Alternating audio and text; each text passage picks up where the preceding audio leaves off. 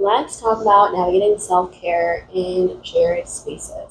So maybe you're in a shared space as in you share an apartment with someone, maybe you're still at home and you share a room with someone, or you share just all of your spaces with your family. Or maybe you're like me and you're traveling solo and you are sharing spaces with a bunch of people that you don't know yet, because you'll get to know them, but that you don't quite know. And it becomes really difficult to tend to yourself when it feels like there isn't a proper space where you can have to yourself with yourself. And so yeah, let's talk about it. So I've been doing this, like I said, my first trip was 8 months. This trip will be around the same amount of time because I committed to my students that would soon graduate this coming year that they're graduating, and they will be graduating in the beginning of June. So that gives me about 8 months around this trip as well. And I've done everything from volunteering and sharing a volunteers room. So that's always nicer because it's usually less people. And so that has ranged from like I've shared a room with 3 people to 4 people to one person most recently, but it was very small.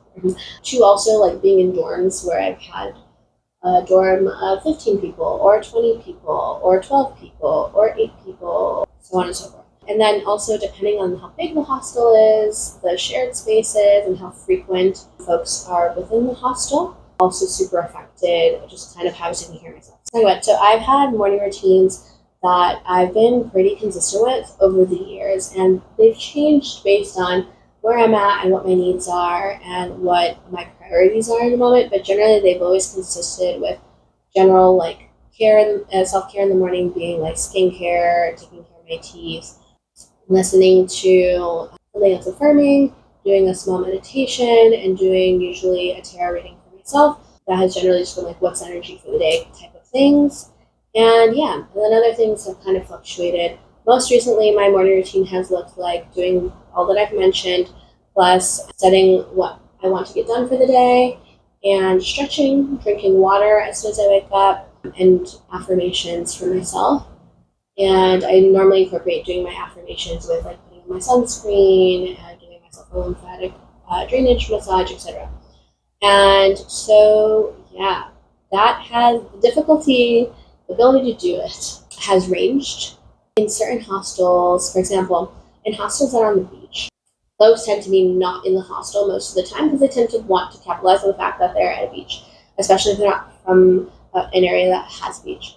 So that usually introduces some more freedom into my being able to do that. So I usually find the moments where I know generally folks won't be in the space as much and prioritize those as my moments to tend towards self-care. In spaces where I am volunteering, I've generally communicated with folks, or folks would just know like if I was very clearly in a meditative position that they weren't going to like come and approach me, that they knew that that was something that I was doing to care for and like tend to myself.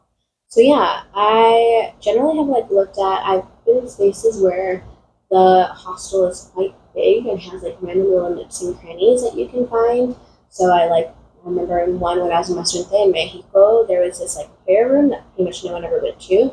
And so I began doing like yoga there in the mornings, things of that nature, or like doing meditations there in the morning, so on and so forth. But yeah, ultimately, it's really just being creative about when and where you can find the pockets of the day where folks are not really passing through a space. And sometimes that means like the pocket of the day is getting up earlier than everyone else because the only like shared space that allows for you to do, for example, movement practice, people are passing through most of the time. And so it's like, okay, if I get up before this time, I know people won't be there and I can capitalize on that space and on that time.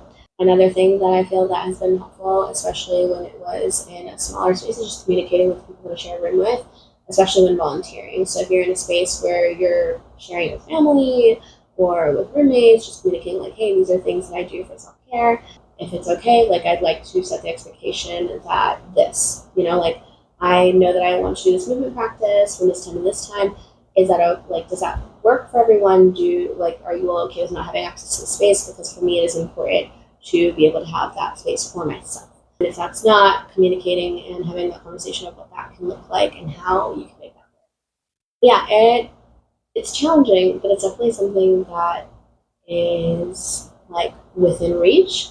and worth having those conversations if those difficult conversations need to come up. I just don't want to throw like the word difficult on it. Maybe it's not a difficult conversation, but I do know that like with a ton, like for example with like family, it can be interesting. It can be difficult at times. Love my family, but yeah, no, especially with like siblings. Love my siblings, but like depending on the age that you are, also or the age of your siblings, and that dynamic might be different too. But it's worth having that conversation. Ultimately, you're doing something for yourself to tend to yourself. That's also going to be ultimately helpful to them. Like if you're in a better disposition, you've been able to do your meditation or your movement practice or whatever it is that you do to tend to yourself that day, you're going to be able to interact in such a more intentional way, in a much at a place where you're a lot more regulated. That's going to ultimately help them as well. So it's in their best interest as well to have that conversation with you and to give you that grace. But yeah, it's a lot easier once you're able to kind of step into, I guess, accepting that this is your reality, whatever version of it is, whether you're traveling like me and sharing a lot of spaces with people, or whether you're in a fixed space but you share that space with roommates or with family. Once you accept that that's just kind of the reality, but that also the reality is that your self-care is important and that that is a priority for you, and thus you are going to make sure that you treat it as such, then you can start to be creative about when are the moments that you can do that, and if you need to have those conversations, when you can have those conversations, and how you have them. If you have any questions about what that can look like, or any like advice that you'd like on how to get those conversations set up, or how to find a creative solution to wherever it is that you're in, and getting that self-care in, I'd be more than happy to help. Just let me know in the comments. And yeah, okay, this is a short one, I think, hopefully. And I'll see you in the next one. Besitos, beijinhos.